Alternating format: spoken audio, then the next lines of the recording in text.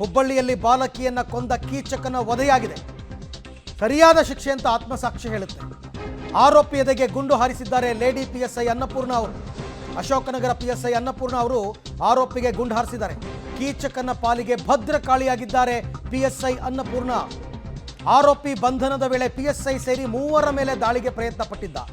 ಗಾಯಗೊಂಡ ಪಿಎಸ್ಐ ಹಾಗೂ 2 ಸಿಬ್ಬಂದಿಗೆ ಕಿಮ್ಸ್ನಲ್ಲಿ ಟ್ರೀಟ್ಮೆಂಟ್ ಅನ್ನು ಕೊಡಿಸಲಾಗ್ತಾ ಇದೆ. ಪಿಎಸ್ಐ ಅನ್ನಪೂರ್ಣ ಅವರಂತೂ ಅನ್ಕಾನ್ಷಿಯಸ್ ಆಗಿದ್ರು. ಇನ್ನಿಬ್ಬರಿಗೂ ಕೂಡ ಬಟ್ಟೆ ಗಿಟ್ಟೆ ಎಲ್ಲ ಹರಿದೋಬೇಕು. ಆ ಕೆಲಸವನ್ನ ಅನ್ನಪೂರ್ಣ ಅವರು ಮಾಡಿದ್ದಾರೆ. ಆ ಕೀಚಕನ ಪಾಲಿಗೆ ನಿಜಕ್ಕೂ ಕೂಡ ಭದ್ರಕಾಳಿಯಾಗಿದ್ದಾರೆ ಪಿಎಸ್ಐ ಅನ್ನಪೂರ್ಣ. ಕೊನೆಗೂ ಕೂಡ ಆತ ಮೃತಪಟ್ಟಿದ್ದಾನೆ. ದೃಶ್ಯದಲ್ಲಿ ತಾವೀಗ ಗಮನಿಸ್ತಾ ಇದ್ದೀರಾ. ಒಂದು ಕಡೆ ಆತನ ಶವ, ಮತ್ತೊಂದು ಕಡೆ ಪೊಲೀಸರನ್ನ ಸಾಗಿಸ್ತಾ ಇರೋದು ನೋಡ್ತಾ ಇದ್ದೀರಾ.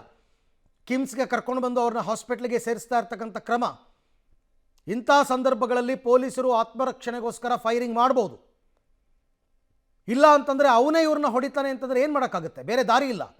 ಹಾಗಾಗಿ ಆತನ ಮೇಲೆ ಫೈರಿಂಗ್ ಆಗಿದೆ. ನೋಡಿ, ಇದೇ ರಿವಾಲ್ವರಲ್ಲಿ ಅವ್ರ ಕೈಯಲ್ಲಿತ್ತಲ್ಲ, ಅದೇ ರಿವಾಲ್ವರ್ನಿಂದನೇ ಹೊಡೆದಿರೋದ. ಸಾಮಾನ್ಯವಾಗಿ ಕಾಲಿಗೆ ಗುಂಡು ಹೊಡಿತಾರೆ, ಆದರೆ ಆತ ನಖರ ಮಾಡಿದ್ರೆ ಅದು ಗುರಿ ತಪ್ಪಿ ಎಲ್ಲಿಗೆ ಬೇಕಾದ್ರೂ ಬೀಳ್ಬೋದು. ಆ ಥರನೇ ಏನೋ ನಡೆದಿದೆ. ಹಾಗಾಗಿ ಆತನ ಎದೆಗೆ ಗುಂಡು ತಗಲಿದೆ. ಗುರಿ ತಪ್ಪಿ ಆತ ಮೃತಪಟ್ಟಿದ್ದಾನೆ. ತೀವ್ರ ರಕ್ತಸ್ರಾವವಾಗಿತ್ತು ಆತನಿಗೆ.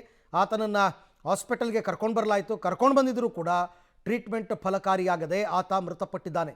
ಆತ್ಮರಕ್ಷಣೆಗಾಗಿ ಗುಂಡು ಹಾರಿಸಿ ಕೊನೆಗೂ ಕೂಡ ಆ ಮಗುವಿನ ಪೋಷಕರಿಗೆ ನ್ಯಾಯವನ್ನು ದೊರಕಿಸ್ಕೊಟ್ಟಿದ್ದಾರೆ. ಮಗುವಿನ ಸಾವಿಗೆ ನ್ಯಾಯವನ್ನು ದೊರಕಿಸ್ಕೊಟ್ಟಿದ್ದಾರೆ ಪೊಲೀಸರು.